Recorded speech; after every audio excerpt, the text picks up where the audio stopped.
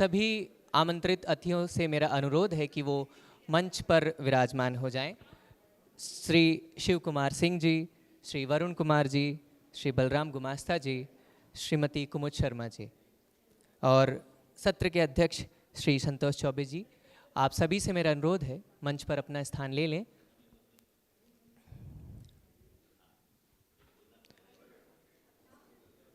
विश्वरंग का यह 5वां संस्करण है और वनमाली सभागार का ये पहला सत्र है। इसी के साथ और भी समानांतर सत्र अलग अलग जगहों पर चल रहे हैं। सत्र 5 जिसका विषय है हिंदी भाषा शिक्षण में साहित्य की भूमिका। मैं हमारे बीच CVRU से किशोर जी मौजूद हैं। उनसे अनुरोध करता हूं कि वे हमारे सभी अतिथियों का स्वागत करें।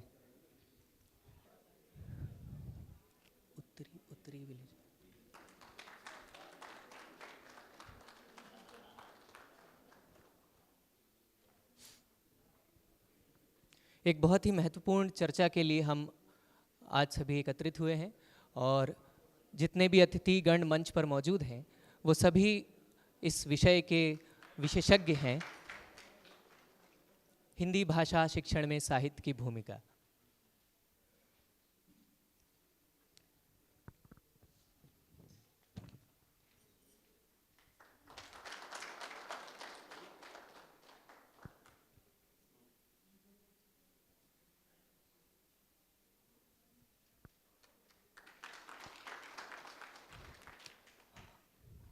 जितने लोग हॉल में बैठे हैं उतनी तालियां नहीं सुनाई दे रही, क्या बात है।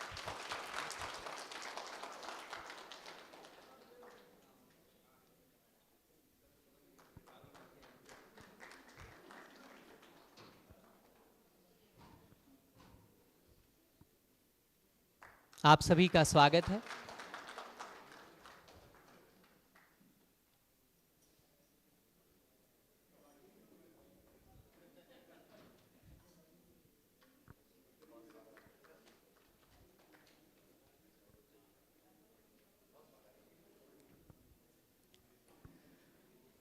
इससे पहले कि हम सत्र औपचारिक रूप से शुरू करें, एक वीडियो हम आपको दिखाना चाहते हैं।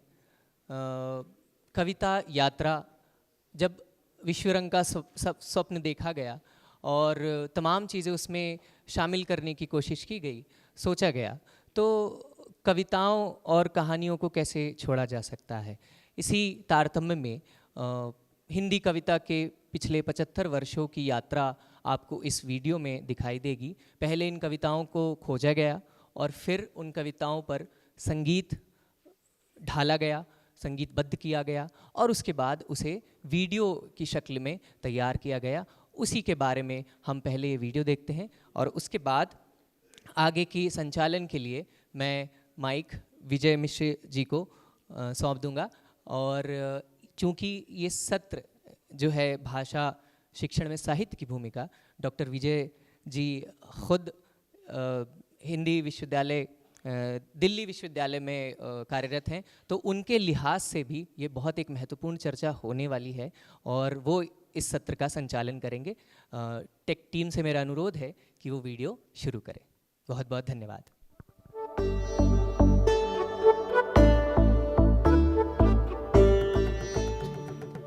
तो मित्रों, इस कविता यात्रा की शुरुआत हम महाकवि सूर्यकांत त्रिपाठी निराला की कविता से करते हैं। कई मायनों में निराला को आधुनिक हिंदी कविता का प्रस्थान बिंदु माना जाता है। वे नई कविता तथा नवगीत दोनों के ही जनक माने जाते हैं। निराला ने कविता और विचार दोनों में ही स्थापित परंपराओं को तोड़ा। नव मानवतावाद के समर्थक निराला की कविताओं में मनुष्य वीर क्रांतिकारी योद्धा भी है और निरंतर संघर्षशील, ग्लानि और पराजय से पीड़ित साधारण मनुष्य भी। निराला सौंदर्य और उल्लास के कवि हैं तो दुख और मृत्यु के भी। तो आइए सुनते हैं राम की शक्ति पूजा और सरोज स्मृति जैसी कविताओं के समर्थ कवि निराला की एक बेहद लोकप्रिय कविता, वह तोड़ती पत्थर। वह तोड़ती पत्थर, देखा उसे मैंने इलाहाबाद के पथ पर।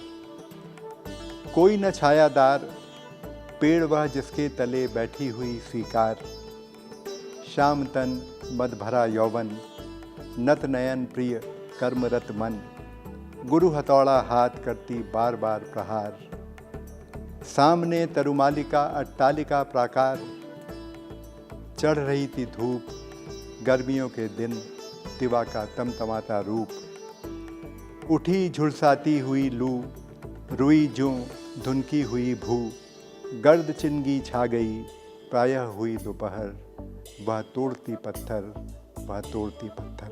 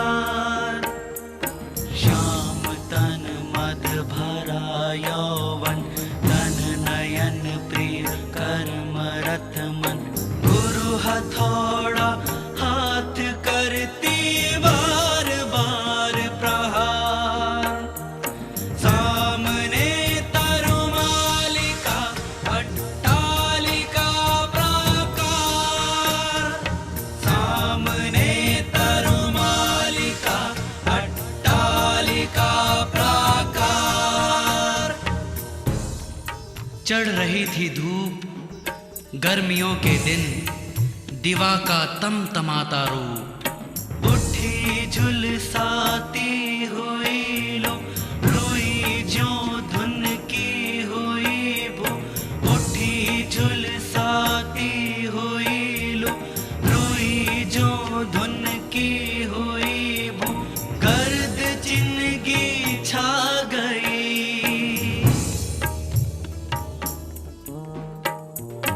गर्द जिंदगी छा गई, प्रायः हुई दोपहर,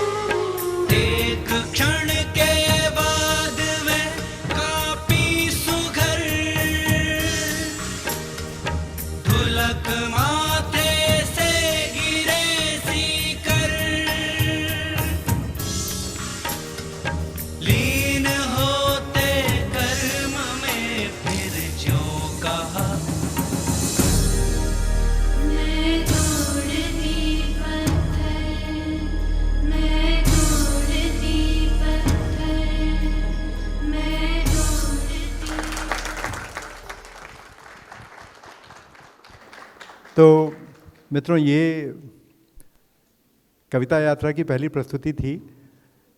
हम इस विषय पे बात करने बैठे हैं कि साहित्य और कलाओं का उपयोग हिंदी शिक्षण में कैसे हो सकता है।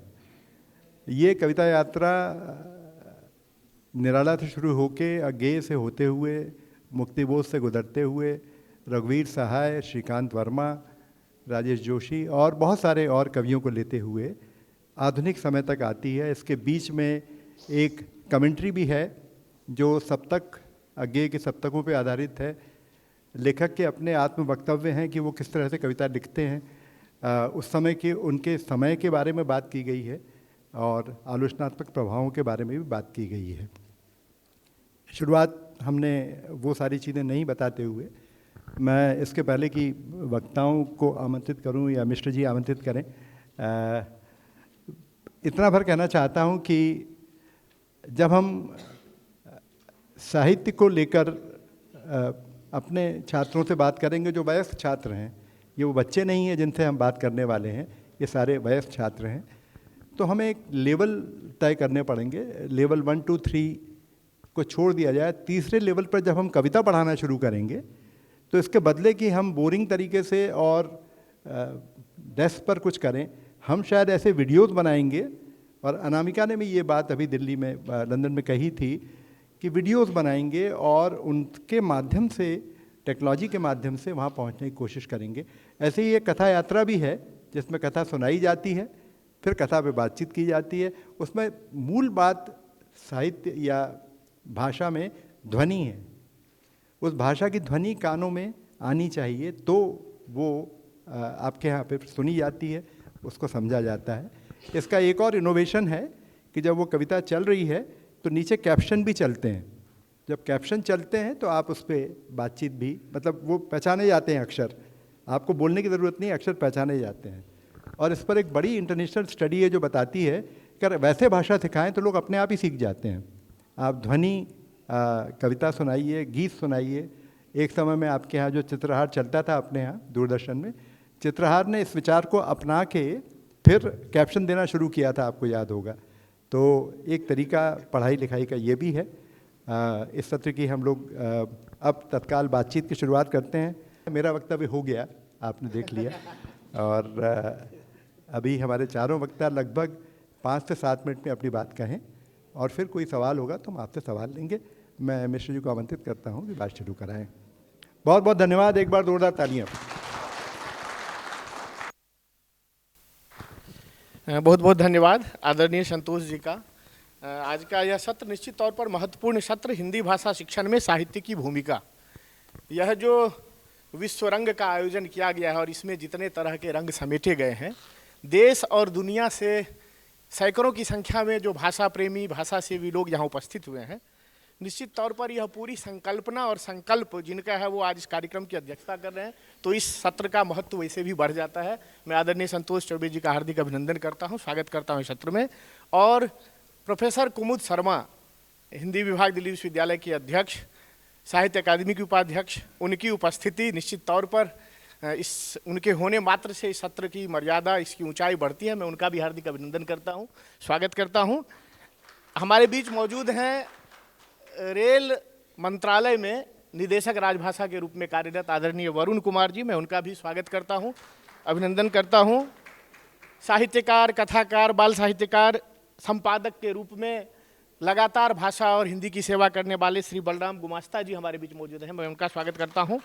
लेकिन एक अंतर्राष्ट्रीय स्तर के महत्वपूर्ण वक्ता जिनको कई बार हमने कई कार्यक्रमों में सुना है और उनके वक्तव्य वास्तव में महत्वपूर्ण होते हैं, शोधपरक होते हैं, ऐसे लिस्बन विश्वविद्यालय से पधारे आदरणीय श्री शिव कुमार सिंह जी हमारे बीच मौजूद हैं, मैं उनका भी हार्दिक अभिनंदन करता हूं, स्वागत करता हूं। इस सत्र में हम हिंदी भाषा शिक्षण में साहित्य की भूमिका, इस विषय पर बातचीत करने वाले हैं। और सुविधा मुझे ये रही, समय की दुविधा है, लेकिन सुविधा ये हुई कि भूमिका आदरणीय संतोष जी ने बड़ी खूबसूरती से रख दी है कि इस सत्र में हम क्या करने जा रहे हैं। भाषा और साहित्य एक दूसरे से संबद्ध है, अनुचित है, इसमें कोई बहुत अंतर नहीं है, भेद नहीं है, इस बात को लेकर बहुत ज़्यादा मतभेद नहीं है। लेकिन कुछ ऐसे लोग हैं जो मानते हैं कि भाषा शिक्षण का कार्य साहित्य के अध्यापन से इतर है, और उसमें अगर हम साहित्य को बहुत अधिक शामिल करते हैं तो भाषा शिक्षण की प्रक्रिया में अवरोध आता है, खासकर शुरुआती दौर में जब भाषा हम सिखा रहे होते हैं, क्योंकि साहित्य की भाषा अपेक्षाकृत दुरूह होती है, ऐसा कुछ लोगों का मानना है। जबकि दूसरे लोगों का मानना है कि अगर भाषा शिक्षण को रोचक बनाना है, आकर्षक बनाना है, प्रभावी बनाना है और उस तरह से उसे विद्यार्थियों को पढ़ाना है कि जो चीज़ें उसे बताई जा रही है उसके मानस पटल पर दीर्घकाल तक वह छाप के रूप में रहे, तो निश्चित तौर पर उसमें हमें साहित्य को भी शामिल करना चाहिए, साहित्य को भी शामिल होना चाहिए। और साहित्य शिक्षार्थियों को शाब्दिक वाक्यात्मक वस्तुओं की एक श्रृंखला प्रदान करता है, और श्रृंखला को से गुजरने के क्रम में ही पाठक उसके सारगर्भित अर्थों को, उसके संदर्भों को और भाषा से जुड़े शब्दों को किस प्रकार से किस संदर्भ में प्रयोग करना है उससे वाकिफ हो पाता है, उससे जुड़ पाता है। तो निश्चित तौर पर भाषा शिक्षण की प्रक्रिया भी दुरूह नहीं होती है बल्कि सरल हो जाती है, और भाषा में साहित्य और साहित्यिक रचनाओं, कृतियों, उद्धरणों को शामिल करने से, उसके उदाहरणों को शामिल करने से भाषा शिक्षण का काम अपेक्षाकृत आसान हो जाता है, ज़्यादा प्रभावी होता है, ज़्यादा वह संप्रेषणीय हो जाता है। तो इन सब बिंदुओं पर आज हम चर्चा करेंगे, और निश्चित तौर पर हमारे बीच एक समृद्ध पैनल है जिनके माध्यम से इसके विविध पहलुओं से हम परिचित हो पाएंगे। मैं सादर आमंत्रित करूंगा सबसे पहले, क्योंकि समय का अभाव है इसलिए मैं बहुत विस्तृत परिचय देना उपयुक्त नहीं समझता हूं, क्योंकि समय की मर्यादा का हमें ध्यान रखना है। केवल यही कि रेल मंत्रालय नई दिल्ली में निदेशक राजभाषा के पद पर कार्यरत और अनेक विभागों में राजभाषा के रूप में दायित्व निभाने के साथ ही प्रसिद्ध कथाकार निर्मल वर्मा पर जिनकी पीएचडी है और कथा साहित्य में समीक्षा में जिनकी पर्याप्त दखल है, हस्तक्षेप है, ऐसे आदरणीय श्री डॉक्टर वरुण कुमार जी को मैं सादर आमंत्रित करता हूं इस विषय पर प्रकाश डालने के लिए। आप सब तालियों से उन्हें आमंत्रित करें। डॉक्टर वरुण कुमार। नमस्कार अध्यक्ष महोदय, और संचालक जी ने पहला जिम्मा मुझे ही सौंपा है। चूँकि पहला हूँ तो कुछ पहली बातों से, किंतु इस कार्यक्रम की शुरुआत कविता से हुई है, सुरों में कविता से हुई है। मैं अपनी बात की शुरुआत भी कविता से करना चाहूँगा। हमारी भाषा सिर्फ वही हो सकती है जिसके शब्द हमने शब्दकोश में न गुने हों बल्कि माँ के पेट में सुने हों, क्योंकि भाषा है हमारे व्यक्तित्व की बुनावट, हमारे सांसों की चाहत, हमारी धड़कनों की गर्माहट, अभिव्यक्ति की छटपटाहट। यह जुबां पर नहीं दिल में रहती है, दिमागी तंतुओं में नहीं शिराओं में रुधिर से बहती है। भाषा आदिम जरूरत है, शौक नहीं। यहाँ जो बातें कहीं कहीं भाषा के बारे में कि वह केवल बुद्धि से अपनाए जाने की चीज़ नहीं है, बल्कि उसके बहुत भीतर हमारे भाव संसार को ही गढ़ती है, हमारे अस्तित्व को ही रूप देती है। यह उस भाषा के बारे में जिसे हम शुरू से अपने निर्माण काल के साथ सीखते हैं, प्रथम भाषा, मातृभाषा से जिसका आशय है। इस प्रथम भाषा शिक्षण की अपेक्षाएं, आवश्यकताएं, लक्ष्य बड़े होते हैं। इसमें विद्यार्थियों को भाषा की पूरी ज़मीन तैयार करनी होती है, शुद्ध यानी मानक उच्चारण, लेखन, वाक्य रचना आदि से अवगत और अभ्यस्त कराने से लेकर पढ़ने, समझने और अभिव्यक्त करने की क्षमता को बढ़ाना भी उसका विकसित होता है। हमारी चर्चा का यहाँ उद्देश्य दूसरी या तीसरी या विदेशी भाषा शिक्षण के रूप में हिंदी से संबंधित है। यहाँ स्थिति अलग है। प्रथम भाषा के विपरीत यहाँ शिक्षण का जो लक्ष्य समूह है, यानी सीखने वाले छात्र, उनको भाषा की ज़मीन पहले से ही होती है। यहाँ सीखने का एक सीमित उद्देश्य होता है, या तो दैनिक व्यवहार में हिंदी की प्रयोग की क्षमता को हासिल करना, रोजगार एक उद्देश्य हो सकता है, उस भाषा के साहित्य का ज्ञान हासिल करना, किसी अपने देश की अन्य भाषा की ज्ञान संपदा से वाकिफ होना वगैरह। विदेशी ज़मीन पर जा बसे आप्रवासियों के संदर्भ में अपनी सांस्कृतिक ज़मीन से जोड़े रखने की आकांक्षा भी उसका उद्देश्य हो सकती है। अब साहित्य, पहले भाषा शिक्षण में साहित्य उसकी जो वस्तु है, कंटेंट में उसका एक अनिवार्य हिस्सा हुआ करता था, किंतु आज भाषा को कौशल के रूप में अधिक देखे जाने पर बल दिया जाने लगा है। आज व्यवहार की भाषा पर फोकस अधिक है, उसमें साहित्य की क्या जगह है और है तो कितनी, इस पर विचार। जैसा कि मैंने कहा कि कई उद्देश्य हो सकते हैं भाषा के सीखने के, दूसरी या तीसरी भाषा के रूप में। उसके हिंदी सीखने की प्रेरणा जो भी हो, शिक्षण कार्य एक आम जमीन, एक कॉमन ग्राउंड लेकर चलता है। छात्रों में श्रवण कौशल, वाचन कौशल, वार्तालाप कौशल, लेखन कौशल, रचना कौशल विकसित कराने का लक्ष्य होता है। इस लक्ष्य को ध्यान में रखकर पाठ्य सामग्री का निर्माण किया जाता है। इस उद्देश्य में बहुत सारी संस्थाएं और व्यक्ति लगे हुए हैं। उनके शिक्षण विधि और पाठ्य सामग्री में भी पर्याप्त विविधता है। भारत सरकार में भी, चूँकि मैं भारत सरकार में भाषा शिक्षण से जुड़ा हुआ हूँ, वहाँ भी हिंदी शिक्षण योजना के अंतर्गत हिंदी तर कर्मचारियों के लिए पाठ्यक्रम चलते हैं और उसका आधार यद्यपि कार्यालय की भाषा होता है, तथापि एक सामान्य भाषा के रूप में हिंदी सीखने के लिए भी उसमें पर्याप्त उपयोगी सामग्री होती है। श्रवण कौशल, वाचन कौशल, वार्तालाप कौशल, इन कौशलों में भी साहित्य की उपयोगिता होती है। यह जरूर है कि जैसे जैसे स्तर बढ़ता है साहित्य की ज़रूरत और उपयोगिता उसमें बढ़ती जाती है, किंतु फिर भी पहल श्रवण कौशल पर लें कि हिंदी या किसी भी दूसरी भाषा को सीखने की पहली ज़रूरत होती है उसके ध्वनि प्रतीकों की पहचान, उसे पहचानना। यह शिक्षण का प्राथमिक स्तर है। जब तक क्या बोला जा रहा है हम उसके वर्णों को पहचानना नहीं शुरू कर देते, तब तक वह निरर्थक अपरिचित ध्वनियों का धारा प्रवाह सिलसिला प्रतीत होता है। बंगाल में जब मेरी पोस्टिंग हुई, घर के बगल में मंच लगता था, भाषण दिए जाते थे, तो धारा प्रवाह क्या बोला जा रहा है मेरी बिल्कुल समझ में नहीं आता था। कहाँ एक शब्द खत्म हुआ, कहाँ दूसरा शब्द खत्म हुआ, इसका तो बिल्कुल पता नहीं चलता था। वाक्य कहीं खत्म हुए और वक्ता ने सांस ली तो समझ में आता था यहाँ एक वाक्य खत्म हुआ है। श्रवण कौशल धीरे धीरे उसके ध्वनि प्रतीकों की पहचान बनी, फिर शब्दों की पहचान बनने लगी। यह पहला कदम है। यहाँ लिखित पाठ को पढ़कर अर्थ समझाकर मानक उच्चारण का भी अभ्यास कराया जाता है। इसमें तो उपयोगिता सीमित है, स्वाभाविक है, लेकिन इसके साथ साथ ही बोलने की क्षमता, वार्तालाप के कौशल के भी शिक्षण का कार्य चलता है। आरंभ में व्यवहार के पाठ जैसे बाजार जाना, कक्षा में बातचीत, डॉक्टर से बातचीत, दोस्त से बातचीत आदि वार्तालाप के विभिन्न नमूने से अभ्यास कराया जाता है। रैपिडेक्स ने इस मॉडल पर अपनी किताबें निकाली थी।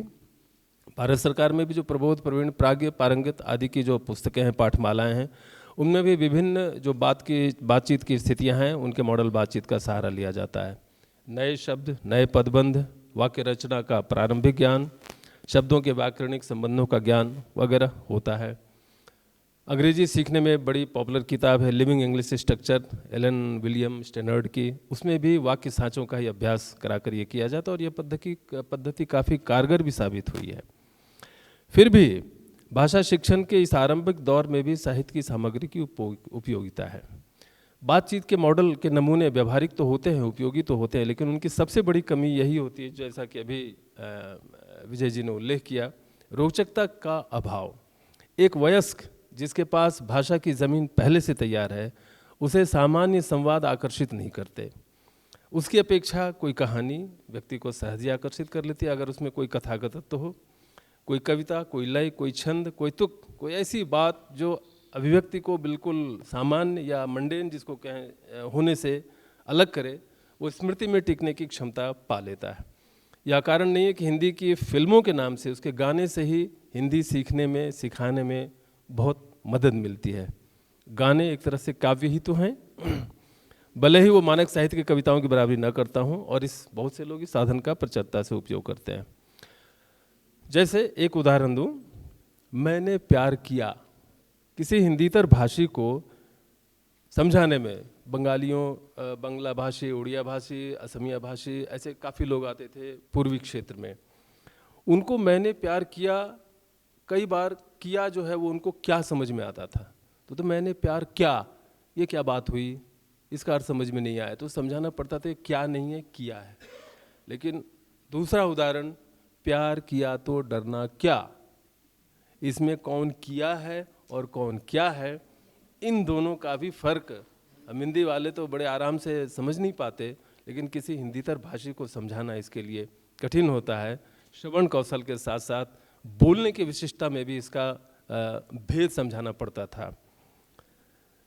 पाठ्य सामग्री रोचक और मनोरंजक होने चाहिए, आवश्यकता सब दिन रहेगी और साहित्य इसमें सहायक सब दिन रहेगा, लेकिन इसकी आवश्यकता है कि एक उचित अनुपात में उसका समावेश हो। पूर्णतः साहित्य भी नहीं, पूर्णतः वार्तालाप भी नहीं। भाषा केवल कौशल से आगे की चीज़ है, उसमें रसास्वादन भी होता है। सीखने का उद्देश्य चाहे जितना भी तात्कालिक हो, कम हो, व्यावसायिक हो, एक अच्छी पंक्ति आनंद देती ही है। चूँकि यहाँ सभी हिंदी से संबंधित लोग बैठे हुए हैं, तो मैं एक हिंदीतर भाषा यानी बंगला का उदाहरण देता हूँ। रविन्द्रनाथ की पंक्तियाँ हैं, बच्चों को पढ़ाई जाती हैं। मोरोग भाया चुपटी कैनो थाको, ठोंटता खुले गालटा फूले एक बाल्टी डाको। मुर्गे भाई चुप क्यों बैठे हो, होंठ खोलो गाल फुलाओ और एक बार तो आवाज़ लगाओ। सामान्य सी बात है, साहित्य में छंद में वह बंधी हुई पंक्ति आरंभिक स्तर में भी किसी सीखने वाले को सहायक है, उसकी स्मृति में टिक जाने की क्षमता है। इन पंक्तियों का छंद और संगीत किसी को भी मोहित कर लेगा। अभी जो हमने निराला की कविता सुनी, वह तोड़ती पत्थर, ज़्यादातर वाक्य छोटे छोटे आम भाषा में ही हैं। श्याम तन भरबन्हा यौवन में श्याम और ऐसे कुछ शब्द होंगे जो तत्सम में आते होंगे सामान्य भाषा में, लेकिन छंद में बंधी होने की वजह से यह स्मृति में टिकता है। हमें से कई लोग इसका वाचन कर देंगे, श्याम तन भरबन्हा यौवन नत नयन प्रिय कर्म रतमन गुरु हथौड़ा मार करती बार बार प्रहार सामने तरुमालिका अट्टालिका प्राकार। क्यों ये बातें याद है? चूँकि इसमें छंद है। छंद एक और सुविधा देता है। अभी 3 दिन पहले ICCR में अमेरिकी बच्चों का एक अभिनंदन समारोह था। बच्चों ने कविता पाठ किया। जो बच्चे सामान्य बातचीत में बिल्कुल अमेरिकी लहजा में भारत इस तरह से उनका फोनीम जो निकलता है, छंद में वह चीज़ रुकती थी। वाचन उसके स्वाभाविक लहजे से एक अलग लहजा प्रदान करता था और उनको सीखने में और उनकी अभिव्यक्ति को स्वाभाविक देता था। अंतिम उदाहरण, अगर संवाद की ही बात हो तो छोटा सा संवाद, मैंने सोचा था नाटक को उद्धृत करूंगा, लेकिन नाटक फिर भी एक विशेष स्थिति है। कहानी जयशंकर प्रसाद की आकाशदीप, बंदी क्या है सोने दो, मुक्त होना चाहते हो अभी नहीं, निद्रा खुलने पर चुप रहो, फिर अवसर ना मिलेगा, बड़ा शीत है, कहीं से कोई कंबल डाल कर शीत से मुक्त कराता, आंधी की संभावना है, यही अवसर है, आज मेरे बंधन शिथिल हैं, तो क्या तुम भी बंदी हो? हाँ धीरे बोलो, इस नाक पर 10 और प्रहरी हैं, शस्त्र मिलेगा? मिल जाएगा, पोत से संबद्ध रज्जू काट सकोगे? इसमें पर्याप्त नाटकीयता है। शुरू करेंगे तो कहानी आपको अंत तक खींच ले जाएगी, पाठक को कहानी पढ़ने की उत्सुकता हो जाती है। इसकी भाषा में निद्रा, बंधन, शिथिल, बंदी, पोत, रज्जू जैसे तत्सम शब्द हैं, 2-3 छोड़कर पर्याप्त प्रचलित हैं। इसकी तत्सम बहुल भाषा इतनी तत्सम नहीं है कि वो एक तरह से काबू से बाहर चली जाए। दैनंदिन जीवन के जिन संवादों की हम बात करते हैं, उसके साथ कुछ ऐसे संवाद भी पाठ्यक्रम का स्तर बढ़ा देते हैं। वरुण जी, अब मैं बात को समाप्त कर देता कंक्लूड कर दें। चलते चलते बिल्कुल 2 पंक्ति। कोठारी आयोग, दौलत सिंह कोठारी आयोग ने जब भाषा की बात कही थी तो उन्होंने कहा था हर उसमें आवेदक को एक भारतीय भाषा भी आनी चाहिए, और उन्होंने स्पष्टता से कहा भाषा का ज्ञान से मतलब है उसके साहित्य की समझ, उसके साहित्य का भी ज्ञान। अतः यह बात जो हम यहाँ पर चर्चा पे कर रहे हैं, हमारे आयोगों में, शिक्षा की नीतियों में पहले कभी औपचारिक रूप से भी आ चुकी है। बस यहीं पर मैं अपनी बात समाप्त करूँगा। धन्यवाद। धन्यवाद वरुण जी। आपने कई साहित्यिक उदाहरणों के माध्यम से, नाटक, कविताएं और फिल्मी गीत के माध्यम से भी बताया किस प्रकार भाषा शिक्षण के क्रम में यदि हम साहित्य का प्रयोग करते हैं, उपयोग करते हैं, तो भाषा शिक्षण का कार्य आसान होता है, रोचक होता है, प्रभावी होता है। निश्चित तौर पर मुझे भी याद है कि जब मैं विश्वविद्यालय में पढ़ा था तो मालोपमा अलंकार हमें इसी तरह से पढ़ाया गया था। जावेद अख्तर का वह प्रसिद्ध गीत कि एक लड़की को देखा तो ऐसा लगा, और फिर उपमाओं की एक माला पिरो दी गई थी। तो निश्चित तौर पर हमेशा मैंने कुछ दिन तेलुगु का अध्ययन किया था। तेलुगु 3 महीने पढ़ा था और 3 महीने में उतना ही पढ़ा जितना पढ़ सकता था। आप समझ सकते हैं तेलुगु जैसी भाषा 3 महीने में कितना पढ़, लेकिन आज भी उसकी कविताएं हमें याद है, कविता की पंक्तियां हमें याद है। तो ऐसा होता है अक्सर कि जब आप कविताएं पढ़ते हैं, छंद पढ़ते हैं, रचनाओं के माध्यम से पढ़ते हैं, तो रचनाएं याद रह जाती है, कविताएं याद रह जाती है, और फिर वो भाषा आपसे छूटती नहीं है। मैं एक बार पुनः वरुण जी का आभार व्यक्त करता हूं। और फिर बलराम गुमास्ता जी हमारे बीच मौजूद हैं। बहुत ही रोचक पहलू है कि मूलतः ये कृषि अभियांत्रिकी से जुड़े रहे हैं, और इनकी जो पृष्ठभूमि है, सेवानिवृत्त हुए मुख्य कृषि अभियंता, केंद्रीय कृषि अभियांत्रिकी संस्थान, भारत सरकार भोपाल से, लेकिन साहित्य में इनकी अपनी विशेष अभिरुचि रही है। नाटक हो, बाल साहित्य हो, बाल नाटक हो, कविताएं हो, और संपादन का कार्य हो। विश्वरंग की जो विश्व रंग साहित्य पत्रिका जो है उसके भी परामर्श मंडल के सदस्य के रूप में आपने योगदान दिया। तो मैं सादर आमंत्रित करता हूं बलराम गुमास्ता जी को आज इस महत्वपूर्ण विषय पर अपने वक्तव्य देने के लिए, हिंदी भाषा शिक्षण में साहित्य की भूमिका।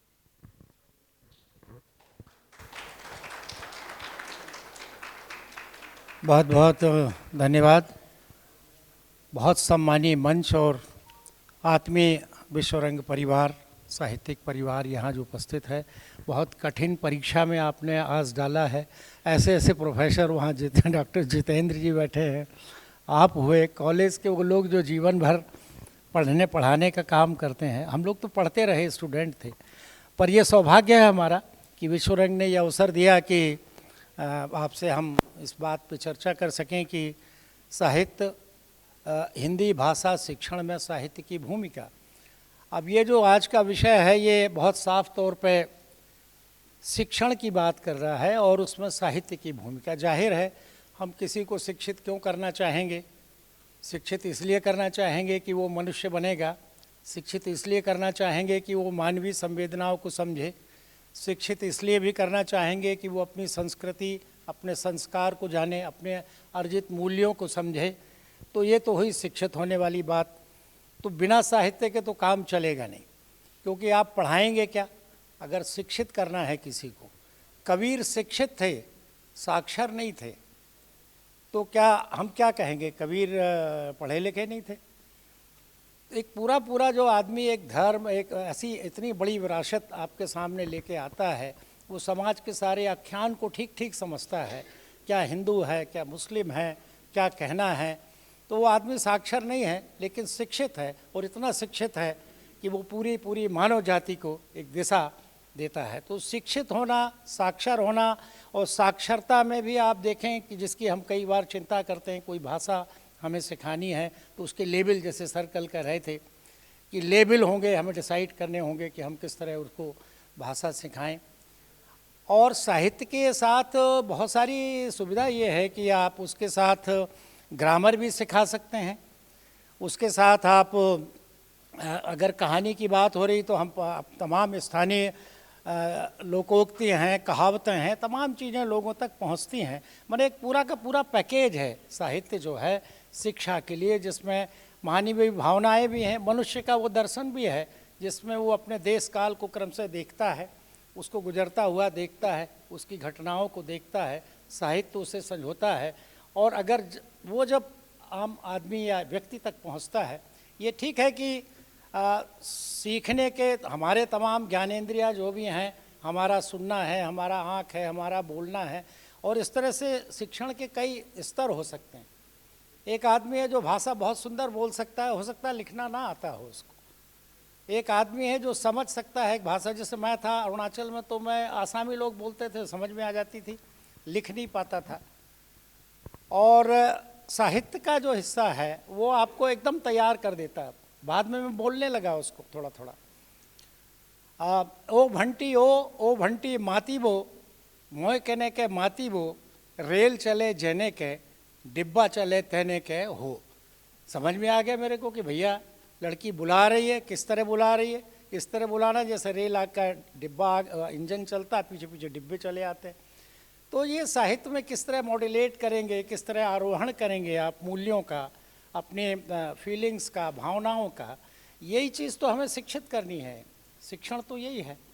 बाकी साक्षर होकर आदमी बहुत हिंसात्मक भी हो सकता है, बहुत पढ़ा लिखा, डिग्री विग्री बहुत ऊंची, और तो एक्चुअली मनुष्य बनाने की जो प्रक्रिया है तो उसमें साहित्य की भूमिका को नकारा नहीं जा सकता। ये साहित्य अंग्रेजी का जो लिटरेचर है जिसमें शब्द के अक्षर का महत्व है, लेटर से है लिटरेचर, और हमारा साहित्य के साथ हित जुड़ा हुआ है, मानवीय हित और मानवीय चिंताएं, मानवीय संवेदनाएं। जो प्रक्रिया है, संज्ञान की जो प्रक्रिया है प्रकृति में, जिस तरह से हम कई साइकिल्स रिपीट करते हैं, जैसे एलन रोजर कहते हैं कि करीब 20-25 साइकिल के बाद संज्ञान की प्रक्रिया उसको फाइनल निश्चित करती है कि आपने क्या सीखा। तो साहित्य में बहुत सारे टूल्स हम यूज़ करते हैं, बहुत सारी आप देखें कि उसमें जैसे मान लो आपने बार बार रिपीट किया, हैमर किया किसी चीज़ को, तो वो आपके दिमाग में जाके बैठ जाता है। तो शिक्षण में साहित्य के बहुत सारे आपके अलंकार हैं, और बहुत सारी जो उसकी उसको डेकोरेट जो सजाने का जो हमारे पास उपकरण हैं भाषा में, वो सब भी हमारी ये इसमें मदद करते हैं कि हम ठीक ठीक भाषा को समझा सकें, आदमी को शिक्षित कर सकें। साक्षर बनाने वाला वो अलग टेक्निक है, अलग एक विधि है जिसमें आपको फिर वर्गीकरण करना पड़ेगा। बच्चों को साक्षर करना है तो किस तरह का आपको एक व्यवस्था करनी होगी, किस तरह आप उसको बनाएंगे, डिज़ाइन करेंगे। प्रौढ़ को करना है तो आपको उसका परसेप्शन, उसकी ऑटोनॉमी, ये सारी चीज़ें आपको कंसीडर करनी पड़ेंगी। छोटे बच्चे का करना है तो आप उसको नेगेशन ऑफ बैंकिंग थ्योरी जो कहलाती, आप खाली उसको गुल्लक नहीं समझेंगे कि अब 337 हमारे भारतीय मूल्य हैं, हम उसको बचपन में ही भर देंगे उसको और बहुत बड़ा मनुष्य बनाएंगे। तो ये तरीका नहीं है, लेकिन उस पर बहुत विचार की ज़रूरत है। आप जैसे प्रोफेसर्स यहाँ हैं तो आप लोग तो खैर कर ही रहे हैं उस काम को, पर जो मैं जिस तरह समझता हूँ वो निवेदन आपके सामने किया। मैंने एक कविता लिखी थी, उसकी 2 लाइन थी। मैंने जो इशारा किया वो समय था और वहाँ चिड़िया होने की बात इच्छा वस्तु। अब मैंने लिख तो दिया ये इच्छा वस्तु है क्या ये, पर मैं सोचता था ये है कहाँ दिखेगा जीवन व्यवहार। ये अपने आप लाइन आई कि मैंने जो इशारा किया वो समय था और चिड़िया होने की बात इच्छा वस्तु। जब चौबे जी से मिला, इनकी इच्छा थी कि एक इस तरह का विश्व रंग करेंगे, हम लोग चर्चा करते थे। जब देखा वो समय था और वहाँ वो चिड़िया उड़ी, वैश्विक स्तर पर उड़ी। उसके आप देखिए, उसकी उड़ान देखिए जहाँ तक जा रही है उसका फलक। तो ये जो इच्छा वस्तु है सर, बहुत बहुत आपका सम्मान, और इस बात के लिए भी कि अवसर यहाँ दिया कि मैं इतने बड़े बड़े विद्वानों के बीच में अपनी बात यहाँ इस तरह से रख सकूं। सर एक बाल कविता, मैं ये मानता हूँ कि साहित्य में आप मॉड्यूलेट भी कर सकते हैं ज्ञान विज्ञान की बातें, क्योंकि अकेला मनुष्य के साथ जो आज हमारी वैज्ञानिक गतियाँ हैं वो भी साहित्य मदद करेगा। बच्चों के लिए मैंने बहुत छोटे छोटे सी 2-2 4-4 लाइन की 2-3 कविता आपको सुना के मैं ख़त्म करूँगा उसको, जिसमें विज्ञान के मूल तत्वों को, आप उनकी परिभाषाओं को, या जो वैज्ञानिक घटनाएं हो रही हैं उसको छोटे बच्चों को भी आप कैसे समझा सकते हैं।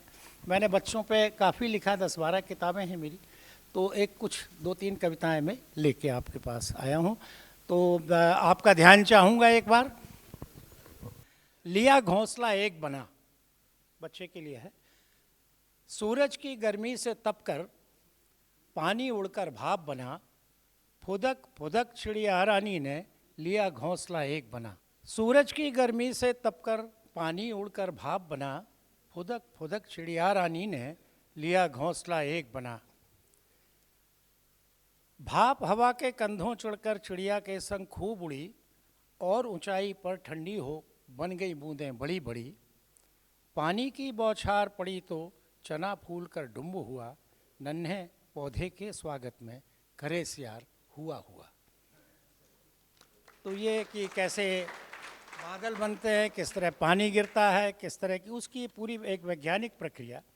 और सबसे बड़ी बात यह है कि जब हम साक्षरता वाले उसमें करते हैं तो ज़्यादातर हमारे अक्षर हम उनको सिखाने की कोशिश करते हैं, वो जड़ रहते हैं, उसमें गति नहीं होती। कविता और साहित्य में अगर आप डालेंगे उनको तो गतिशील हो जाते हैं, तो आपकी लर्निंग प्रक्रिया, जो सीखने की प्रक्रिया है, वो दुगनी तिगनी हो जाती है। तो आप उसमें शब्दों को, अक्षरों को भी अगर आप करना है तो उसको गति प्रदान कर दीजिए, ताकि सीखने की प्रक्रिया में आपके कान शामिल हो जाएं, आपकी आँख शामिल हो जाए और आपकी पूरी भावना, आप उसके साथ दौड़ने लगे। क्योंकि मैं हुसैन अपने घोड़ों में गति प्रदान करते, चित्र बनाते समय हुसैन के घोड़े जो हैं वो गतिशील हैं। जी। आप चित्र देखें उनके, तो बहुत ही अच्छी बात बलराम जी ने भी कही कि शब्दों को गतिशील बनाना है, जड़ नहीं बनाना है।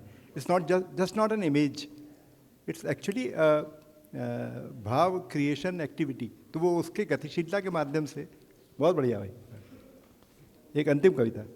हाँ सर, ये अक्षरों का लेके मैं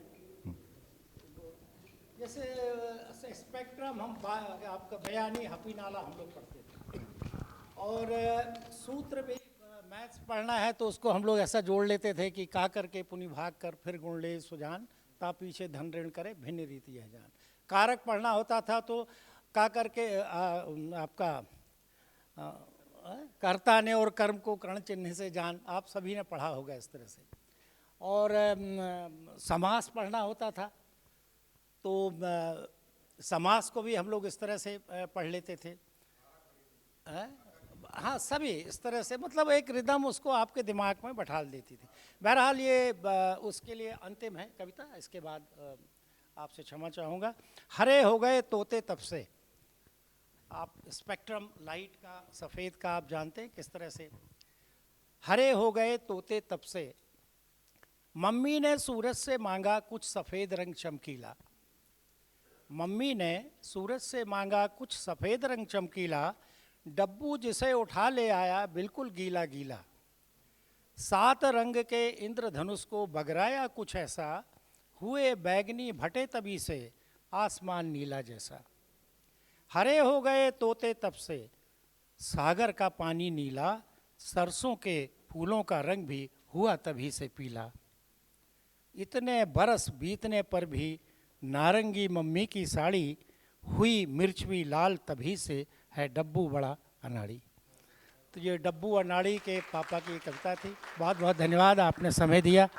आप बहुत धन्यवाद बलराम जी, आपने बताया कि किस प्रकार से कविता, साहित्य, इन चीज़ों को अगर भाषा शिक्षण से हम जोड़ते हैं तो उसमें हम गति और लय का समावेश करते हैं और उससे फिर उसे रोचक बनाते हैं। हमारी परंपरा में, हमारे लोक साहित्य में, लोकगीत में, खासकर हमारी बोलियों में जो कहावतें हैं, जो लोकोक्तियाँ हैं, जो मुहावरे हैं, उन सब के प्रयोग से अगर विद्यार्थियों को परिचित कराना है तो हमें साहित्य का सहारा लेना ही है।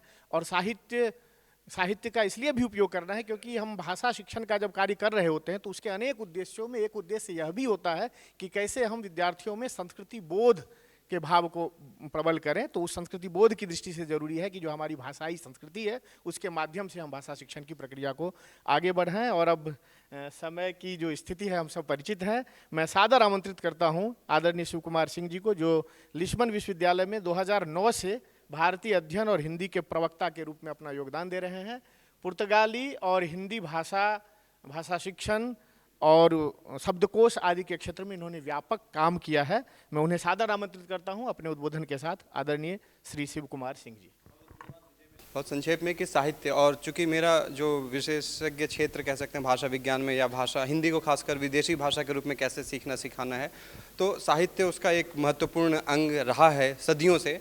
जब आज की तरह टेक्नोलॉजी नहीं थी उस ज़माने में भी 1240 में पंचतंत्र का पहला अनुवाद होता है लैटिन में, और उसके बाद फिर यूरोप की कई भाषाओं में वो पहुंचता है। तो वहाँ से जो है कि जो इंडोलॉजी की परंपरा है, तो कुछ एक साहित्य का जो महत्व है साथी वक्ताओं ने पहले ही बता दिया है। और कई वजहों से साहित्य महत्वपूर्ण है, क्योंकि साहित्य अपने आप में सिर्फ एक विधा नहीं है। साहित्य से भी कई साहित्य बन रहे हैं। जैसे रामायण महाभारत को हम देखें, उसके बाद आज के समय में, या भक्ति काल को देखें, उसके बाद बहुत सारी जो परंपराएं आई, या यूरोप में हम ओडिसैया और इलियाड को देखें तो उसमें बहुत सारी बाद में जो परंपराएं आई, जैसे एक पुर्तगाल का एक महागाथा है, उसका नाम लुजियस है, और उसकी पूरी परंपरा जो लिखने की प्रक्रिया है, जो शब्द हैं, जो महागाथा तैयार करने की पूरी प्रक्रिया है, वो ओडिसैया और इलियाड से ली गई है। तो साहित्य अपने आप में बहुत व्यापक विषय है। और जब हम यहाँ जो है कि खूबचंदानी जी बात करते हैं कि मल्टीलिंगुअलिज्म इन इंडिया पे उन्होंने काफ़ी कुछ लिखा है, तो कैसे वो भाषा, समाज, संस्कृति और साहित्य को जोड़ते हैं। चूँकि समय कम है, सिर्फ इस स्लाइड पे भी कम से कम जो है हम आधे घंटे 40 मिनट बात कर सकते हैं। तो अब साहित्य में कौन सा साहित्य लें हम, है ना?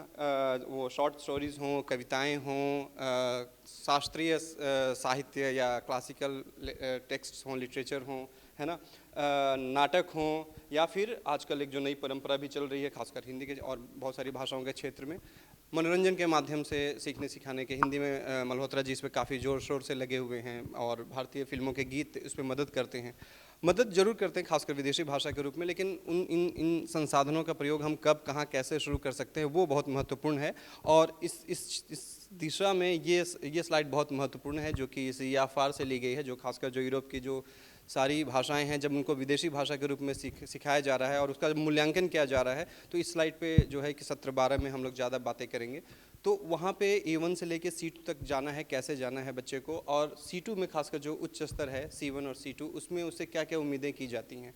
और ये जो यहाँ पे कुछ एक उदाहरण दिए गए हैं, ये उदाहरण जो है कि शिक्षक पूरी तरह से कभी भी बच्चों को नहीं दे सकता। तो बच्चों को या तो खुद आज के समय में टेक्नोलॉजी से जुड़ना होगा, गूगल पे जाके देखे या साहित्य पढ़े, या जो मातृभाषी हैं उनके संसर्ग में रहे, बातचीत करे, या फिर फिल्में देखे, है ना। तो कई सारे तरीके हैं। लेकिन एक चीज़ है, फिल्मों के माध्यम से, फिल्में भी जो है कि कई तरीके की होती हैं, उनके स्क्रिप्ट अलग अलग होते हैं। ए क्या बोलती तू भी है एक जगह, और आप क्या बोल रही हैं, तो अब बच्चा किसको मानक माने, है ना। ये भी एक दिक्कत होती है कि बहुत बार जो है हमारे जो हिंदी को विदेशी की भाषा के रूप में जो छात्र सीख रहे हैं, वो जब खासकर भारत आते हैं, दिल्ली आते हैं, आगरा में आते हैं, तो वहाँ पर उनकी बड़ी शिकायत ये होती है कि हर भारतीय को अंग्रेजी बोलने की ज़्यादा आदत है हिंदी बोलने की। तो अगली बार कभी किसी विदेशी से मिलें तो भले ही आपसे संपर्क ना हो, संवाद ना हो पा रहा हो, लेकिन कोशिश करें उसे 2-4 शब्द, 2-4 वाक्य हिंदी में बोलने के। आप उसके बाद अनुवाद भी कर दें इंग्लिश में, सहज करने के लिए, लेकिन हिंदी जरूर जोड़ें। ये भी हम सभी का कर्तव्य है। और चूँकि विश्व रंग का एक बड़ा उद्देश्य ये भी है हिंदी को व्यापक तौर पर प्रसारित करना, एक मजबूत भाषा के रूप में प्रयोग देना। और कल हम लोग एयरपोर्ट से आ रहे थे तो वहाँ पे पूछा गया कि हिंदी को विदेशों में कैसे देखते हैं, तो मेरा जवाब यही था कि अगर हिंदी जितनी ज़्यादा मजबूत अपने देश में होगी, अपनी जड़ों से जितनी मजबूत होगी, बाहर भी उतनी ही मजबूत होगी। और ये कम से कम जो हिंदी मातृभाषी हैं उनकी ये जिम्मेदारी है कि जहाँ तक संभव हो सके आप हिंदी का प्रचार प्रसार करें, व्हाट्सएप में या दूसरे माध्यमों पर जरूर हिंदी का प्रयोग करें। तो अगर एक यहाँ पे चूँकि ये इंक्यूबेशन सेंटर भी है और हम भविष्य में इस पे भी एक काम कर सकते हैं कि पूरी दुनिया हिंदी का जो विपुल साहित्य उपलब्ध है, हिंदी समय .com ने जो है काफ़ी बड़ा काम किया है, बहुत सारे लेखकों को वहाँ पे जगह दी है। तो आदमी और कुत्ता, इस तरह का मेटाफोर कहाँ कितनी बार कैसे प्रयोग हुआ है, किस संदर्भ में प्रयोग हुआ है। हाँ, आदमी कुत्ता होता है, आदमी लालची होता है ना, माफ़ कीजिए इस तरह के भावों के बारे में, लेकिन इसको आप कैसे सिखाएंगे, किन किन संदर्भों में इनका प्रयोग हुआ है। अब बच्चा हर साहित्य को जाकर नहीं पढ़ सकता, तो इसका एक बड़ा फ़ायदा है कि जब हम कॉर्पोरा लिंग्विस्टिक्स की जब हम बात करते हैं, उसके जरिए आप तुरंत आपने वहाँ पे डाला सर्च आदमी और कुत्ता, तो आपको कहाँ उसका प्रयोग हुआ, किस किस संदर्भों में वो लाकर आपको दिखाता है। तो ये भी एक दूसरी पहलू है जिसे अंतर्राष्ट्रीय हिंदी केंद्र की स्थापना हो रही है, जहाँ पे इसे भी जोड़ा जा सकता है। अब एक छोटा सा मैंने उदाहरण लिया है आदमी और कुत्ता, चूँकि हम वनमाली सभागार में भी हैं, तो उस कहानी से छोटे छोटे 3 चंक लिए गए हैं। मैं आपके पहला पैराग्राफ देखें, दूसरा और तीसरा, है ना। अब दूसरे और तीसरे में देखिए कहीं पे जो है कि क्यों साईं, क्या हुआ, और कहीं पे बाबू साहब है, कहीं पे बाबू साहब है ना। तो ये एक जो मातृभाषी होते हैं या जो आपस में मातृभाषी होते हैं, इस तरह के बदलाव करते हैं और कोई संवाद की दिक्कत नहीं होती। लेकिन जो विदेशी भाषा के रूप में हिंदी को सीखता है, या तो साहब अच्छे से सीख लेता है या तो साहब अच्छे से सीख लेता है। तो इस तरह के द्वंद्व जो उत्पन्न होते हैं, लेकिन मैं ये नहीं कह रहा हूँ कि विदेशी की वजह से हम अपनी भाषा बदल दें। हमें साहब भी इस्तेमाल करना है, हमें साहब भी इस्तेमाल करना है, और तीसरा भी हम बना सकते हैं। भाषा निरंतर आगे बढ़ते रहने वाली प्रक्रिया है। तो प्रशिक्षु जो है खासकर विदेशी भाषा के रूप में कहाँ सीखे, कहाँ किस किस कॉन्टेक्स्ट में इस्तेमाल हो सकता है साहब और कौन साहब। अब यहाँ पे देखिए ये लेखक जो हैं वो चूँकि प्रबुद्ध स्थिति में हैं तो वो साहब इस्तेमाल कर सकते हैं, लेकिन जो सिंधी है, जो विस्थापित है, वो डरा है, तो सबके लिए पूरा जो मानक शब्द है वो इस्तेमाल कर रहा है साहब। तो यहाँ पे सिर्फ हम भाषा की जानकारी भी नहीं दे रहे हैं, हम बल्कि एक समय के बारे में भी बता रहे हैं कि उस समय एक आदमी कैसे किसी स्थिति में भाषा का प्रयोग कर रहा है ना।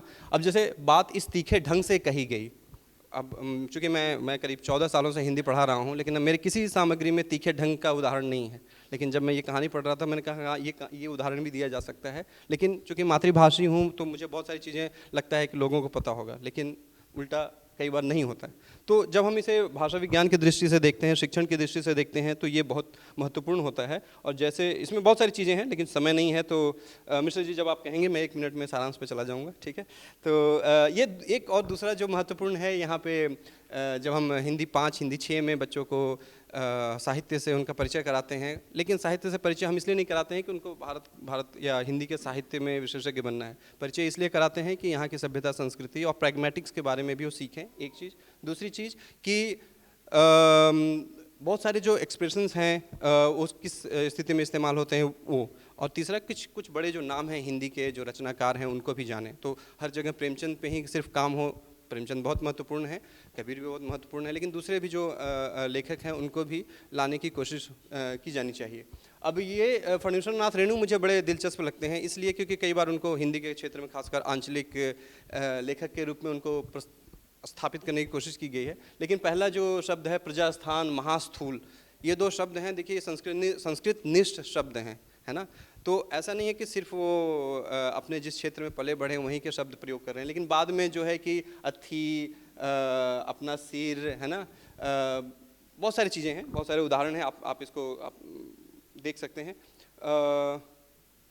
जैसे मुनसा हो गया, है ना, तो ये सफाचट, मोर्च, मुंडाए। बल्कि मैं जब वह तोड़ती पत्थर वाला उदाहरण देख रहा था, तो वह तोड़ती पत्थर तो ठीक है, लेकिन वहाँ पे एक जोर है शब्द पे दोपहर। तो दोपहर में पत्थर तोड़ना क्यों बुरा है? अगर यूरोप में जहाँ ठंडे ज़्यादातर देशों में ठंड है, वहाँ तो दोपहर में ही काम करना चाहते हैं। भारत में दोपहर में काम करना कितना दुरूह है। ये सेमेंटिक्स भी जो है, ये भाव भी जो है, दोपहर में तोड़ती पत्थर उससे जा रहा है वहाँ पे, है ना। तो अपने आप में जो है कि ये सभी अगर हम इन चीज़ों को लें तो बहुत महत्वपूर्ण है। और भी बहुत सारी चीज़ें हैं, लेकिन समय नहीं है। अब यहाँ पे जैसे कई जो साहित्य से साहित्य बनते रहे, जैसे भक्ति साहित्य, हम तमिलनाडु से अगर हम कश्मीर से कन्याकुमारी तक बहुत सारी भाषाएं देखें तो वहाँ पे बहुत सारे उदाहरण हमें मिल जाएंगे। स्वर्गीय डॉक्टर नरेंद्र कोहली जी ने दीक्षा और महासागर, दो बड़े एक तरह से महाग्रंथ लिखे, और उनका जो है सारा जो है कि उनकी प्रेरणा स्रोत जो है कि रामायण, महाभारत और भारतीय ज्ञान परंपरा रही। अमीश त्रिपाठी जी मौजूदा समय में हिंदी के सबसे ज़्यादा पढ़े जाने वाले लेखकों में से एक हैं, और उनकी कहानियाँ देखिए आप, और टू स्टेट्स, चेतन भगत। तो ये ऐसा सिर्फ नहीं है कि सिर्फ हिंदी में ही है। जैसे टू स्टेट्स की हम बात करें, या फिर सूटेबल बॉय, विक्रम सेठ की बात करें, तो ये अंग्रेजी में भी लिखी जा रही हैं। हम या नॉयपॉल की बात करें, सलमान रश्दी की बात करें, वो भी लिख रहे हैं, लेकिन उनका प्रेरणा स्रोत कहीं न कहीं भारतीय संस्कृति है। भाषा शिक्षण में साहित्य का महत्व रहा है, हमेशा रहेगा। और मौलिक, मध्यम, उच्च स्तर के प्रशिक्षण के अनुसार साहित्यिक कृतियों का इस्तेमाल करते हुए सामग्री निर्माण की जानी चाहिए। यहाँ पे बहुत महत्वपूर्ण है कि किस तरह के साहित्य को किस समय हम देना शुरू करें, ये बहुत महत्वपूर्ण है। हम शुरुआत में अगर बच्चे देवनागरी नहीं पढ़ सकते तो उनको हम तुरंत वहाँ पे, अगर हम मान लीजिए निराला की बात हो जाए, या इस तरह के जो कवि हैं उनकी कविताएं उनको दें तो उनको बड़ी दिक्कत होगी। और वहाँ से क्या है कि वो हतोत्साहित भी हो सकते हैं और कक्षा छोड़ सकते हैं। और पूरी दुनिया में जो है एक बड़ी चिंता ये भी हो रही है कि विदेशी भाषा के रूप में हिंदी को सीखने वाले छात्रों की संख्या में कमी होती जा रही है। तो इसके कई कारण हैं, लेकिन एक कारण जरूर कहीं ना कहीं हो सकता है कि सामग्री इतनी दिलचस्प नहीं है कि बच्चे उससे जुड़े रहें, है ना। एक और जो महत्वपूर्ण चीज़ है साहित्य का उपयोग, वो कि अगर जो प्रशिक्षु की जो भाषा में कोई साहित्य है जो हिंदुस्तान से जुड़ा हुआ है, अगर आप वहाँ से कुछ उदाहरण दे सकते हैं, आप उनकी भाषा जानते हैं, तो वो भी उनको उत्साहित बनाए रखता है। जैसे एक महागाथा है वहाँ पे लुजिया दश की, और उसके कुछ हिस्सों का मैंने अनुवाद किया, और उसको मैंने कि 15वीं-16वीं शताब्दी में भारत कैसा होता था, पुर्तगालियों ने भारत को कैसे देखा, तो उनको बड़ा अच्छा लगा। और आज ये मुझे इस बात का भी गर्व है कि उसमें से एक बच्चा आज महाभारत के ऊपर PhD कर रहा है। बाकी और बहुत सारी चीज़ें हैं, बहुत सारी चीज़ें बोला जा सकता है। तो अगर प्रश्न उत्तर में वो चीज़ें सामने आएंगी तो बड़ी अच्छी बात है। मैं आज और कल भी हूँ यहाँ पे, मेरा ईमेल भी है, तो मुझे कभी भी संपर्क कर सकते हैं। बहुत बहुत धन्यवाद एक बार आप सभी को। जी धन्यवाद शिव कुमार जी। मैं जानता हूँ कि किस प्रकार से शिव जी हमारे यहाँ पहले भी आए इसी इंक्यूबेशन सेंटर में, और उनको सुनना हर समय बहुत दिलचस्प होता है, और चाहते थे कि वो, और जो उन्होंने डिक्शनरी बनाई है, पुर्तगाली हिंदी डिक्शनरी बनाई है, शब्द कौन से शब्द पुर्तगाली के हिंदी में आ गए उसकी सूची भी उन्होंने बताई थी, एक लंबी सूची है। तो ऐसा जो भाषाई सद्भाव और मैत्री है, इस तरह के जो अध्येता हैं वो बड़ा प्रभावित भी करते हैं। और साहित्य के बारे में भी आपने कहा, धन्यवाद। जी धन्यवाद। तो एक बार पुनः आपका बहुत बहुत आभार। और अब समय का दबाव है, लेकिन उसके बीच हम एक महत्वपूर्ण उद्बोधन के लिए मैं आमंत्रित करता हूं हिंदी विभाग दिल्ली विश्वविद्यालय के अध्यक्ष, साहित्य अकादमी के उपाध्यक्ष, निदेशक हिंदी माध्यम कार्यान्वयन निदेशालय, जो कि दिल्ली विश्वविद्यालय का एक महत्वपूर्ण प्रतिष्ठान है, और मीडिया, स्त्री विमर्श, आधुनिक हिंदी साहित्य, सिनेमा की अधिकृत विद्वांसी के रूप में प्रतिष्ठित आदरणीय प्रोफेसर कुमुद शर्मा मैम का जो साहित्य के क्षेत्र में, भाषा के क्षेत्र में, ज्ञान के क्षेत्र में योगदान है, उस सबसे हम सब परिचित हैं। एक बार पुनः आपकी जोरदार तालियों के साथ मैं उन्हें सादर आमंत्रित करता हूं अपने वक्त।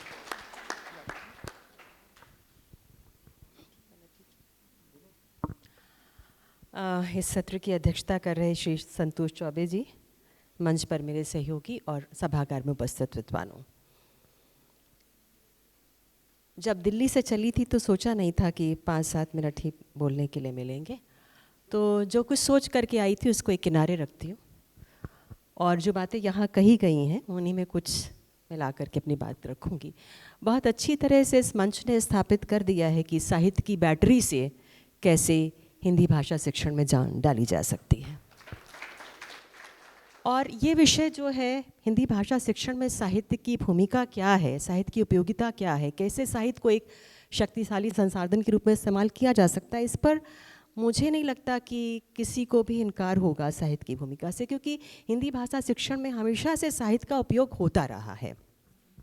फिर ये सवाल क्यों पैदा हुआ, क्यों हमें ये महसूस हुआ कि हमको इस पर एक सत्र रखना चाहिए, तो जाहिर है कि कहीं ना कोई सवाल तो है, कोई चुनौती तो है ज़रूर। और चुनौती आप समझते हैं कि कहाँ से आ रही है, हाई टेक्नोलॉजी के आने के बाद आ रही है। बहुत सारे लोग ये सवाल उठा सकते हैं कि जब संप्रेषण के नए उपकरण आपको उपलब्ध हैं, नए साधन आपके पास हैं, तो साहित्य का इस्तेमाल क्यों किया जाए। तो इस पर लगातार बहुत सारी रिसर्च हुई है, ऐसा नहीं है कि आज ही हम इस पर मंथन या विचार करने के लिए यहाँ बैठे हुए हैं।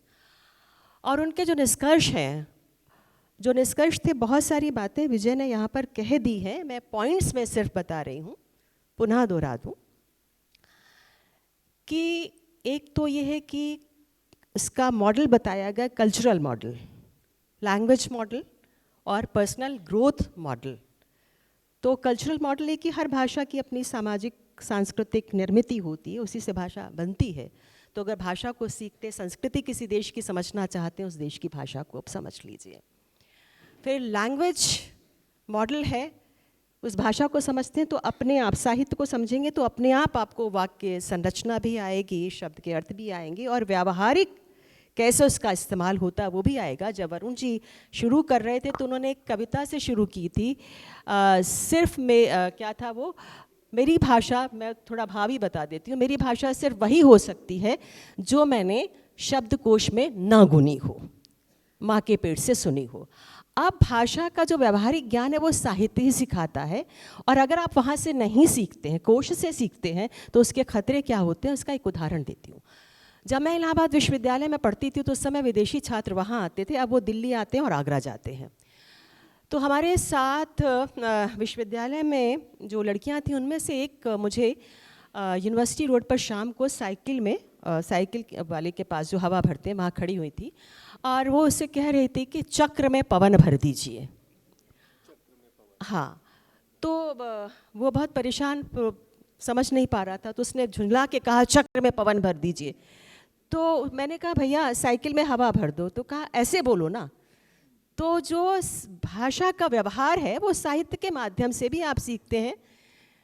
सुरेश उत्तपर्ण जी से बहुत अच्छी बात हो रही थी, उन्होंने कहा कि एनिवर्सरी किसी को गिफ्ट करना था एनिवर्सरी पर, तो लिख के उन्होंने कोश में देखा होगा, तो लिख के लाएं कि इस बरसी पर, तो उन्होंने बताया कि बरसी नहीं होती, उनका एनिवर्सरी के लिए शादी की, तो उन्होंने कहा एनिवर्सरी पर मैंने कोश में जाके देखा तो बरसी था। तो ये व्यवहार जो है वो जब लैंग्वेज भाषा की बात करते हैं तो जहाँ व्यक्तिगत विकास का मॉडल है तो वहाँ पर भी आता है कि आप कैसे भाषा के साथ आपका व्यवहार कैसा है, तो वो सिखाती है चीज़ें। एक बात इसमें और किसी ने जोड़ी है कि आपको भाषा शिक्षण के लिए प्रामाणिक सामग्री जो है साहित्य देता है, ठीक है। आप केवल बुलेट में बात आगे बढ़ा रही हूँ। तो बहुत सारी बातें शिव कुमार सिंह जी ने रखी कि कविता पढ़ाएं और आप कहानी पढ़ाएं, नाटक पढ़ाएं। तो भाषा का जो सृजनात्मक इस्तेमाल होता है वो सृजनात्मक, क्योंकि अगर आप भाषा सीखने आए हैं तो आज के युग में भाषा सीखने का जो प्रयोजन है, उस प्रयोजन की अगर मैं बात करूं तो वो देखना बहुत ज़रूरी होता है कि आप किस प्रयोजन से भाषा सीख रहे हैं। तो आज जो आपकी जो मीडिया इंडस्ट्री है, फिल्म की इंडस्ट्री है, वो भाषा का बहुत बखूबी हमेशा से इस्तेमाल हो रहा है, लेकिन इस समय क्रिएटिविटी को एक नई उड़ान मिली है और बहुत सारे लोग इसलिए भाषा सीखते हैं, और फिल्म इंडस्ट्री में भी एक दूसरी भाषाओं का आदान प्रदान वहाँ हो रहा है। तो साहित्य अगर आप पढ़ते हैं और साहित्य के माध्यम से भाषा अगर आप सीखते हैं तो फ्लाइट ऑफ फैंटासी क्या होती है ये आप सीखते हैं वहाँ जाके। एक डिलाइटफुल प्रोज कैसे लिखा जा सकता है, एक रोचक गद्य कैसे लिखा जा सकता है, वहाँ से आप इसकी ट्रेनिंग अपने आप ले लेते हैं। बहुत दबाव डाल के ट्रेनिंग लेने की ज़रूरत नहीं है, साहित्य आपको सिखाता है और वो ऐसे सिखाता है। दूसरी चीज़ है कि भाषा, वो आपको जब आप टेक्स्ट लेते हैं तो टेक्स्ट जो होता है, पाठ होता है, साहित्यिक पाठ होता है, उससे आप पाठ की खुदाई करना सीखते हैं कि साहित्य अगर अच्छा टीचर है क्लास में तो आपको बताता है कि एक साहित्य के साथ कैसे टकराना होता है, भाषा तंत्र में आपको कैसे प्रवेश करना होता है, पाठ को कैसे खोदा जाए, वहाँ से अर्थ कैसे निकल करके आता है। क्योंकि हम सब मानते हैं कि भाषा आपके साथ, साहित्य की जो भाषा है वो, उसमें फिल इन द ब्लैंक्स होते हैं, वो आपको अपने आप भरने पड़ते हैं। तो साहित्य को पढ़ा कैसे जाए, और फिर अगर आप क्रिएटिव होना चाहते हैं तो उसमें उस साहित्य का इस्तेमाल आप कैसे कर सकते हैं, तो ये बहुत ज़रूरी है, ये आपको सिखाया जाता है। दूसरी चीज़ ये कि आज का जो युग है, जिसको, क्योंकि हमारा जो दबाव है हमारे ऊपर वो यही है ना कि टेक्नोलॉजी का। अब आलिंदु जी कल मेरे साथी आए थे, तो मैंने कहा कि आपका सत्र है कि हिंदी भाषा शिक्षण में प्रौद्योगिकी का योगदान, और हमारा सत्र है हिंदी भाषा शिक्षण में साहित्य की भूमिका। तो अब ये बताइए कि ये दोनों एक दूसरे के पूरक हैं या विरोधी हैं। आप देखेंगे तो विरोधी भी आपको लग सकते हैं और एक दूसरे के पूरक भी लग सकते हैं।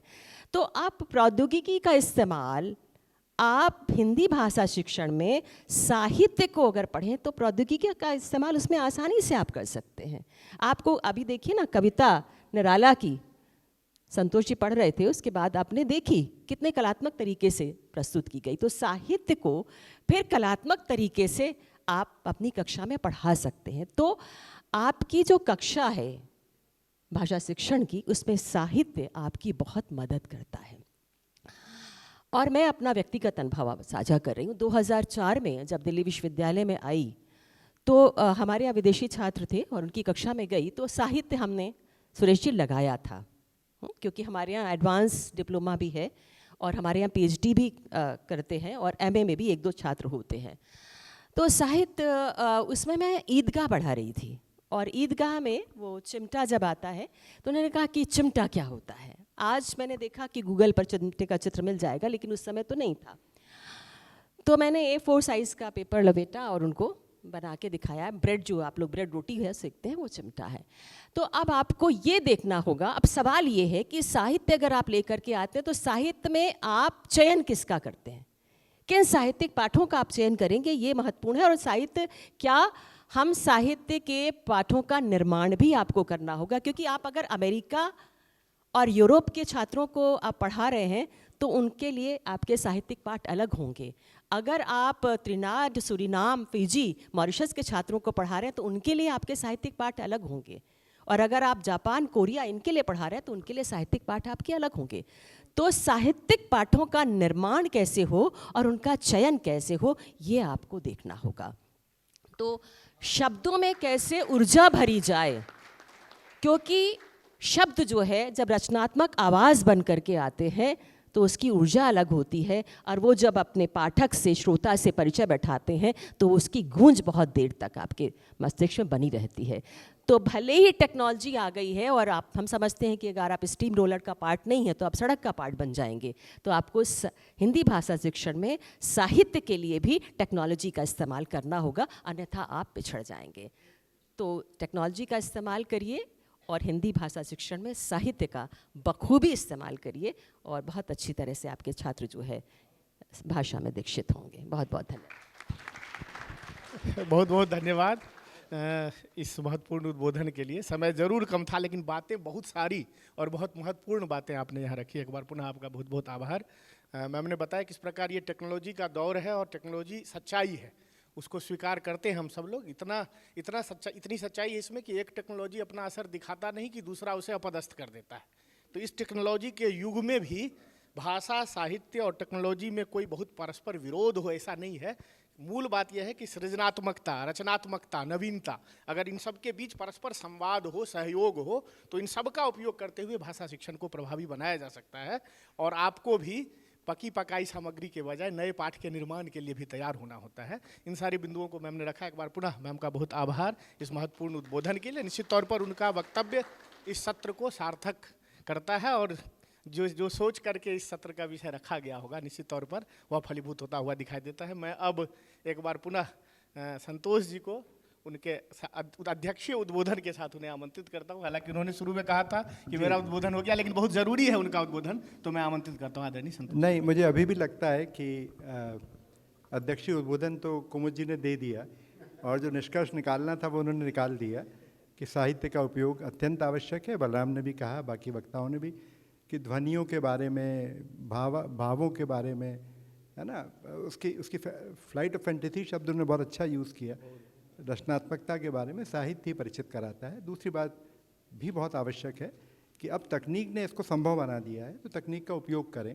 और जब अनामिका कहती हैं कि हम वीडियो कंटेंट बनाएंगे, तो हम सभी कवियों के इस तरह के वीडियोस बनाएं जिसमें एक वैरायटी ऑफ बहुत बड़ी रेंज हो सकती है, लोक के भी हो सकते हैं, नागर भी हो सकते हैं, सभी तरह के कवियों को ऐसा करके प्रस्तुत करेंगे तो याद हो जाएंगे और उसकी फिर भावात्मकता भी हमें समझ में आएगी। तो मूल निष्कर्ष इस सत्र का यही है, साहित्य से हटा के हम भाषा की बात नहीं कर सकते हैं। हालांकि फिर भी स्तर होंगे, लेवल्स होंगे, एक पेडागॉजी होगी, ये सब एक अलग बात है। उसमें कंटेंट का निर्माण कैसे होगा, कंटेक्चुअलाइजेशन कैसे किया जाएगा, ये सारी बातें। तो दो लाइनें एक तमिल गीत की आपको सुनाता हूँ। तमिल मुझे आती नहीं है वैसे, पर छंदात्मकता और लयात्मकता के कारण गीत कैसे याद रहते हैं। तंदना ताल पौड़ेंगे तन तंग बितंगम एडिग परिचय एडिंग बारिंगे, ये तंदनाने तंदनाने नरन नाने निरिन नरने निरन नीन नारे नरन निरने नरिन निरने तंदना ताल। तो अन्य भाषाओं को सीखने का एक बड़ा तरीका गीत है और साहित्य भी है। हमने अपने इस विश्वविद्यालय में ऐसे समूह बनाए हैं कि अंतर्भाषीय समूह हैं, तेलुगु और तमिल और अन्य भाषाओं के, एक साथ बैठो और गाना गाओ। तो जो गीत गाते हैं उससे जो ध्वनि आपके दिमाग में बैठती है वो भी इम्पॉर्टेंट है।